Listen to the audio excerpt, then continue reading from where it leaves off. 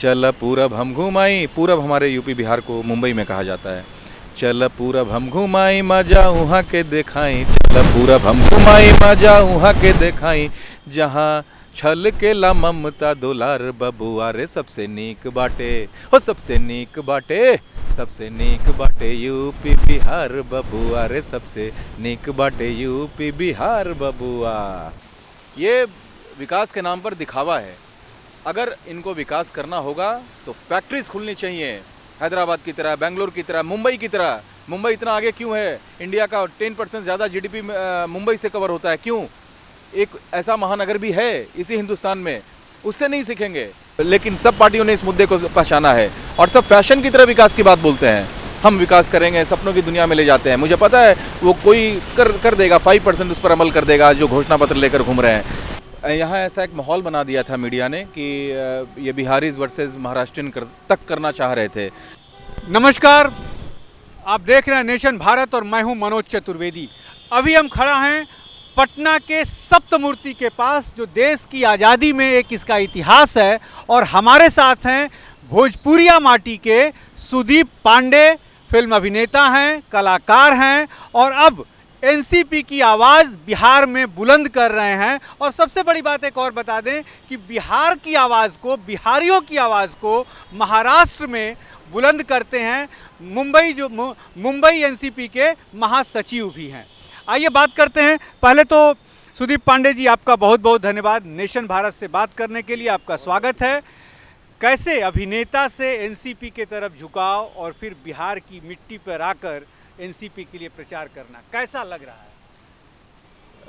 जाहिर है मेरी मातृभूमि है बिहार, तो मैं चाह रहा था कि एक ऐसा मंच मुझे मिले जहाँ से मैं अपने बिहारी भाइयों का मदद बिहार में भी कर सकूं और महाराष्ट्र में भी, क्योंकि मुंबई में सबसे ज़्यादा पलायन होता है हम बिहारियों का। और जब भी मैं देखता हूँ कि ये पलायन, अभी जो कोरोना हुआ, बेचारों को कितना कष्ट झेलना पड़ा, तो मैं एक मंच चाहता था, जो मंच मुझे एनसीपी से बढ़कर नहीं मिल सकता था, क्योंकि एनसीपी एक वेल बैलेंस्ड पार्टी है। किसी भी समुदाय के अगेंस्ट आज तक कभी भी किसी लीडर का कोई भी स्टेटमेंट आप नहीं देखिएगा जहां उन्होंने किसी भी कम्युनिटी के अगेंस्ट में कुछ भी सोचा हो, बोला हो। तो सब समुदाय के लोग बहुत सेफ फील करते हैं। और अभी एक सुशांत सिंह के केस में ही देख लीजिए कि यहाँ ऐसा एक माहौल बना दिया था मीडिया ने कि ये बिहारीज वर्सेस महाराष्ट्रियन तक करना चाह रहे थे। लेकिन वहाँ के नेता, हमारे एनसीपी के लीडर्स इतने बैलेंस्ड रहे, कोई ऐसा स्टेटमेंट दिया ही नहीं कि वहाँ कुछ भी आग लगे। सब लोग शांति से हैं और मुझे बहुत खुशी है कि मैं एनसीपी के माध्यम से अपने बिहारी भाइयों के लिए बहुत कुछ कर पाऊँगा। सुदीप जी, बिहार में आप प्रचार कर रहे हैं एनसीपी के लिए, यहाँ जातिवाद की राजनीति होती है, आप विकास की राजनीति को लेके आए हैं। क्या लगता है आपको, कैसे आप बैलेंस कर रहे हैं विकास को और जातीय राजनीति को? देखिए, लोग जाति पाति में बिहार में फंसे हुए हैं, ये एक फैक्ट है और बहुत दुख का विषय है, बहुत खेद होता है। लेकिन चीज़ें बदलेंगी, क्योंकि अब खुलेआम हो रहा है। विकास के नाम पर अब सबको पता है कि सिर्फ लॉलीपॉप पकड़ाया जाता है। विकास के नाम पर कहीं कोई रोड बना दिया जाएगा, विकास के नाम पर बिजली दे दी गई है। सिर्फ इतना ही विकास नहीं होता है, ये तो एक डेली नेसेसिटी है जो दिया गया है। सिर्फ जीना ही ज़िंदगी नहीं होती है, एक शिक्षा होना चाहिए जहाँ पर हमारे हेल्थ का व्यवस्था अच्छा होना चाहिए, वो नहीं है यहाँ पर। यहाँ जानबूझकर लोगों को अशिक्षित रखा जाता है ताकि लोगों में अवेयरनेस नहीं आए। लोग पढ़ लिख जाएंगे तो जाति पाति से ऊपर उठने लगेंगे। आज बताइए, हिंदुस्तान जब आज़ाद हुआ था तो जाति प्रथा हर जगह थी। आज इलेक्शन में मुद्दा बनता है, हिंदुस्तान के हर कोने में एक मुद्दा बनता है जाति, लेकिन कहीं पर 10%। हमारे महाराष्ट्र में भी है, मराठी, नॉन मराठी, मराठी मानुस है, लेकिन वो 10% है। बाकी 90% वहाँ पर विकास के नाम पर वोटिंग की जाती है, तो वो भी तो हमारे हिंदुस्तान का हिस्सा ही है। तो हम चाहते हैं कि यहाँ के भी लोग अब इन सब चीज़ों से ऊपर उठें। अर्जुन की तरह हमारा सिर्फ एक लक्ष्य होना चाहिए कि विकास, क्योंकि देखिए हर जाति के, हर धर्म के लोग इस बेरोजगारी से प्रभावित होते हैं। हर जाति के, यहाँ तक कि जिस पार्टी के लोग बोलते हैं कि विकास हो रहा है, उनके भी पार्टी के समर्थक के रिश्तेदार वहाँ पर मुझे मिल जाते हैं। कोई जेडीयू का समर्थक का भाई है वहाँ पर, तो अगर विकास होता तो वहाँ पर क्यों जाता? कौन नहीं चाहेगा कि हम अपने बिहार में, अपने माटी में हम अपनी रोजी रोटी हमको मिले। मैं खुद एक इंजीनियर हूँ, मैं रीजनल इंजीनियरिंग कॉलेज भोपाल से किया था। मेरे सभी बैचमेट्स जो बिहारी थे, सबको मौका मिलता तो हम सब यहाँ पर नौकरी करते हैं। हमको मजबूरी में, क्योंकि यहाँ पर कोई आईटी कंपनी है ही नहीं, आप टॉप 10 छोड़ दीजिए, टॉप 100 कंपनी से भी एक कंपनी बताइए, एक आईटी पार्क बताइए जो पूरे बिहार में हो, कैपिटल पटना में हो। और ये बोलते हैं कि लैंडलॉक्ड स्टेट है, इसके लिए विकास नहीं हो पाता है। तो लैंडलॉक्ड स्टेट तो गुड़गांव भी है, हरियाणा भी है। 30 साल पहले वहाँ से भी पलायन होता था, लोग बाहर जाते थे, दिल्ली जाते थे, वहाँ से लोग मुंबई आते थे। आज वहाँ से पलायन बंद है क्योंकि गुड़गांव एक बहुत बड़ा इंडस्ट्रियल बेल्ट बन गया, हब बन गया है। मुंबई के किसी जगह पर जाइए, किसी गांव में जाइए, वहाँ पर तो अब हर शहर में एक बड़ा इंडस्ट्रियल बेल्ट बन जाता है साल 2 साल में। यहाँ पर कुछ होता ही नहीं है। एक 15 साल एक जनरेशन इस सरकार ने बर्बाद कर दिया। आज भी वही पलायन उल्टा बढ़ता जा रहा है। इसके पहले का जो 15 साल था वो और बर्बाद कर दिया था उस सरकार ने, जंगल राज लाकर। तो अब लोग समझ गए हैं कि भाई 1-2 वंश खराब हो चुका है, 30 साल बर्बाद हो गए हैं, अब आगे बर्बाद नहीं हो। वैसे बिहार हमारा पिछड़ा चल रहा था और आगे बर्बाद नहीं हो, इसके लिए अब लोग विकास की बात कर रहे हैं, विकास की बात कर रहे हैं। लेकिन सब पार्टियों ने इस मुद्दे को पहचाना है और सब फैशन की तरह विकास की बात बोलते हैं। हम विकास करेंगे, सपनों की दुनिया में ले जाते हैं। मुझे पता है वो कोई कर देगा, 5% उस पर अमल कर देगा जो घोषणा पत्र लेकर घूम रहे हैं। लेकिन ये विकास का मॉडल इसी हिंदुस्तान में मुंबई में मौजूद है, महाराष्ट्र में मौजूद है, कई गुड़गांव में मौजूद है। तो हम वो चाहते हैं कि जैसे महाराष्ट्र शरद पवार जी के नेतृत्व में इतना आगे बढ़ा है, वैसे ही मुंबई की तरह हमारा पटना का विकास हो, महाराष्ट्र की तरह हमारे बिहार का विकास हो। तो मैं सिर्फ और सिर्फ इसीलिए आया हूँ कि अब रोजगार की बातें हों, विकास की बातें हों। सुदीप जी, हर साल लाखों लोग पलायन करते हैं बिहार से दूसरे शहरों में, मुंबई में खास करके। जी, रोजगार यहाँ नहीं है। इस बार आरजेडी ने रोजगार का मुद्दा उठाया, तेजस्वी यादव ने, और करीब 10 लाख रोजगार का वादा करते हैं। कहाँ तक सच्चाई लगती है आपको? मुझे क्या एक हास्यास्पद है, 10 लाख दे देंगे। अभी मैं बोल दूं कि मैं 20 लाख दे दूंगा, एनसीपी आएगी 50 लाख दे देगी, या जितने भी बेरोजगार हैं सबको रोजगार लग जाएगा। अरे बोलने में एक ये मतलब ये जो प्रैक्टिकली फिजिबल ही नहीं है। आपने बोल दिया, कहाँ से आप रोजगार लाएंगे? कहाँ से आप पुराने लोगों को हटाकर बेरोजगार बना कर नए लोगों को रोजगार देंगे? क्या सरकारी नौकरी की बात करते हैं, होगा 2-4 हज़ार 10 हज़ार रातों रात आ जाएगा। रातों रात को आप सरकारी आपका सरकारी इंडस्ट्री आप डाल देंगे क्या रातों रात? ये हर चीज़ का एक प्रोसेस होता है, डेवलपमेंट भी एक प्रोसेस है। ये लिफ्ट नहीं है, सीढ़ी से आगे जाना पड़ता है, स्टेप बाय स्टेप जाना पड़ता है। तो पहले हमको इंडस्ट्रियल बेल्ट यहाँ लाना पड़ेगा, उसके लिए इन्वेस्टर्स में कॉन्फिडेंस लाना पड़ेगा। आज हमारे कितने बिहारी भाई हैं जो बाहर कंपनीज चलाते हैं। मुंबई में ऐसे कितने बिहारी भाई हैं जिनके मैन्युफैक्चरिंग कंपनीज है। वो नहीं चाहेंगे कि वो मैन्युफैक्चरिंग कंपनी वो यहाँ पर डालें, उनकी अपनी संस्कृति में, अपनी जन्मभूमि में नहीं चाहेंगे एक बार वहाँ भी चले और यहाँ भी चले। एक बार तो सोचेंगे ना कि हम थोड़ा इसको ग्रो करें अपने कंपनी को और यहाँ पर भी एक उसका कल कारखाना कुछ डालें। नहीं कर पाते हैं, कॉन्फिडेंस नहीं आता है।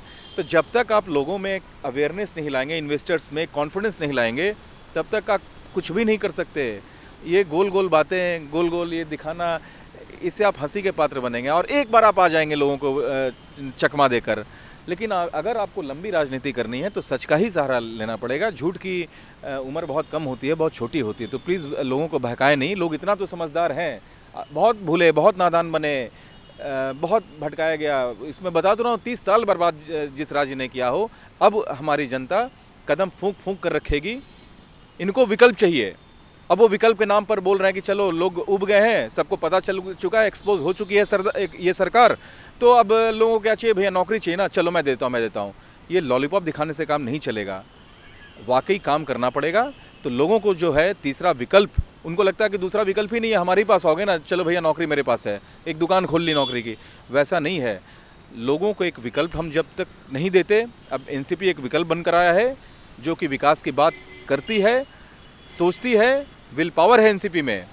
ये एक मानसिकता होती है किसी नेता की। एक समाज आगे बढ़ता है ना, तो उसके लीडर्स का जब सोच होता है तब वो समाज आगे बढ़ता है। तो हमारे लीडर्स के सोच की वजह से शरद पवार ने 50 साल दिए अपने राजनीतिक करियर के, तब जाकर महाराष्ट्र बना आज का मॉडर्न महाराष्ट्र, जिस पर पूरा हिंदुस्तान गर्व करता है। तो वैसे ही हमारे जब नेताओं की मानसिकता में एक कल्चर बनेगा। नेताओं का भी देखिए, यहाँ के जो नेता होते हैं उनके गुरु भी तो यहीं के होते हैं। अभी जो नए लोग पैदा हो रहे हैं, उनके जो गार्जियन थे, जब उन्होंने विकास नहीं किया तो इनको भी नहीं, कल्चर ही नहीं है। वो कल्चर मैं लाना चाहता हूँ, वो महाराष्ट्र का कल्चर लाना चाहता हूँ विकास का। सुदीप जी, आपने विकास की चर्चा की, बेंगलोर से लेकर महाराष्ट्र तक के, मुंबई तक की। आपको यहाँ भी विकास दिख रहा है जो मैं दिखा रहा हूँ, देखिए, और इसे ही विकास कहा जाता है सुशासन बाबू का। इस पर आप क्या कहना चाहेंगे? देखिए ना, विकास के नाम पर ये जैसे बेंगलोर और हैदराबाद में फाउंटेन्स होते हैं, वैसा एक मॉडल की तरह बना दिया। यही इनका मॉडल है। रोजगार वहाँ की तरह यहाँ रोजगार नहीं देंगे, वहाँ की तरह यहाँ फैक्ट्रीज नहीं खोलेंगे, एक फाउंटेन बना देंगे। वहाँ वो रोड देखिए आपको एकदम प्रॉपर मिलेगा, ये फ्लाईओवर आपको प्रॉपर मिलेगा, ये लाइट्स यहाँ की आपको प्रॉपर मिलेंगी। ये विकास के नाम पर दिखावा है। अगर इनको विकास करना होगा तो फैक्ट्रीज खुलनी चाहिए, हैदराबाद की तरह, बेंगलोर की तरह, मुंबई की तरह। मुंबई इतना आगे क्यों है? इंडिया का 10% ज़्यादा जीडीपी मुंबई से कवर होता है। क्यों? एक ऐसा महानगर भी है इसी हिंदुस्तान में, उससे नहीं सीखेंगे। एक फाउंटेन, ये सिर्फ भ्रमित करने वाली बात है। देखिए, रोजगार सभी, बेरोजगारी सभी बीमारियों की जड़ होती है। अगर जिस दिन रोजगार देना ये शुरू कर देंगे ना, उस दिन शिक्षा व्यवस्था भी अच्छी हो जाएगी, उस दिन लोगों में खुशहाली आएगी, लॉ एंड ऑर्डर भी ठीक हो जाएगा।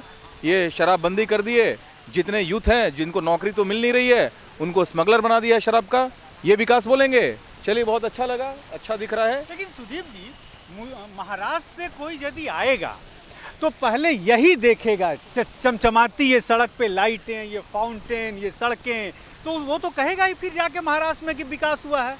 आप कैसे कह सकते हैं कि विकास नहीं? महाराष्ट्र से आता कौन है? कितने लोग पलायन करके वहाँ से आते हैं, यहाँ से लोग जाते हैं वहाँ। महाराष्ट्र से कोई आता है तो सिर्फ बुध गया और इधर नॉर्मल 2-4 जो पुराने हिस्टोरिकल जगह है वो देखकर चले जाते हैं। उनको ज़्यादा सोचने समझने को, वो सोचने के लिए नहीं आते, घूमने के लिए आते हैं, एंजॉयमेंट के लिए आते हैं। जो विकास के बारे में और हर कोई जानता है, आप कितना भी कर लीजिए, लोगों को पता नहीं है कि यहाँ कोई फैक्ट्रीज नहीं है। जितने पढ़े लिखे लोग हैं वो जानते नहीं है वहाँ से कोई गरीब आता है यहाँ नौकरी करने, तो वो तो जो आते हैं वो अमीर लोग आते हैं, घूमकर निकल जाते हैं, उनको ज़्यादा सोचने की जरूरत नहीं पड़ती है। तो और ये तो पूरी दुनिया जानती है। कुछ छुपा है क्या कि तुम फाउंटेन बना लोगे तो उससे विकास हो जाएगा क्या? लेकिन सुदीप जी, सुशासन बाबू कहते हैं कि ये जब रोड बन रहे हैं तो इस पे मजदूर लगते हैं, उसमें रोजगार मिलता है।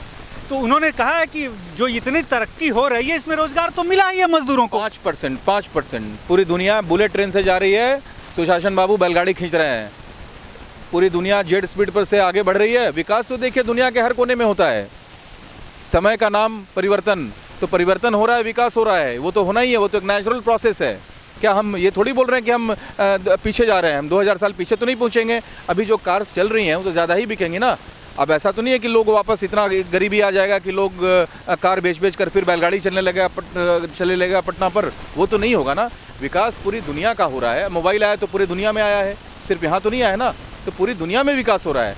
यहाँ 5% हो रहा है, हमारे मुंबई में 100% हो रहा है, कहीं 80% हो रहा है, बेंगलोर में, कहीं हैदराबाद में 70% हो रहा है। हम इस तरीके से अगर आंकलन करें सही कि किस तरीके से हो रहा है, तो बिहार में 5% हो रहा है। 20 टाइम्स हमको करना पड़ेगा, तब हम उनके बराबर होना सोच भी सकते हैं, उनके जैसा बनना सोच सकते हैं। उसके लिए एक विल पावर चाहिए। ये जंगल राज इन्होंने ख़त्म किया, मैं इसके लिए उनकी कदर करता हूँ, बहुत रिस्पेक्ट करता हूँ। मैं खुद जंगल राज का भुक्तभोगी हूँ। घर में हमारी माताएं बहनें 6 बजे के बाद बाहर निकलती तक नहीं थी, डर लगता था। हम घर वापस नहीं आते थे तो हमारे घर के लोग डर जाते थे। वो इन्होंने ख़त्म किया। तो जो शासन जंगल राज खत्म कर सकता है, वो कॉलेज में जो चोरियां होती हैं स्कूलों में, वो रोक नहीं सकते हैं। लेकिन ये चाहते हैं कि यहाँ शिक्षा रहे, चाहते हैं कि लोग अशिक्षित रहें। लोगों में जब दिमाग आ जाएगा ना, शिक्षा आएगी ना, तो लोग जाति पाति से ऊपर उठकर सोचने लगेंगे। आज बिहार में शिक्षा का अभाव है, लोग एजुकेशन का अभाव है, इसकी वजह से जाति पाति में उलझे हुए हैं। जो ये चाहते हैं कि उलझे रहें, ताकि ये भला फुसलाकर वोटों की राजनीति, अपना जो है जाति पाति की राजनीति करते रहें। इनको उतना ही आता है, विल पावर नहीं है, चाहते नहीं है, मानसिकता नहीं है, बहुत कमियां हैं। पहले अपने आप को ये सुधारेंगे ना जब नेता, तब, जो कि मुझे अभी पॉसिबल दिखता नहीं है, क्योंकि जो नया जनरेशन है वो भी तो अपने पुराने जनरेशन को ही देखकर ग्रो किया है। तो एक शरद पवार जी, जो वहाँ कल्चर है वहाँ विकास का, जब बाहर से जब गाइडेंस आएगा, जब वो ऐसा कल्चर हम लाएंगे, तब यहाँ पर विकास हम सोच सकते हैं। सुदीप जी, नेशन भारत से बात करने के लिए बहुत बहुत धन्यवाद। तो ये थे सुदीप पांडे, और इन्होंने कहा कि बिहार में विकास नाम की कोई चीज़ नहीं हुई है। ये सड़कें और लाइट देखने से सिर्फ विकास नहीं होता है, शिक्षा का विकास नहीं हुआ है, रोज़गार का विकास नहीं हुआ है। और ये यहाँ के जो नेता हैं वो ये चाहते हैं कि शिक्षा यहाँ नहीं आए, ताकि आप विकास को देख ही नहीं सकते हैं। बहुत जल्द सुदीप पांडे जी की वी फॉर विक्टर फिल्म आ रही है, उनके लिए नेशन भारत के लिए तरफ से उनको बहुत बहुत बधाई। और आपने नेशन भारत से बात किया सुदीप जी, इसके लिए आपका बहुत बहुत थैंक यू।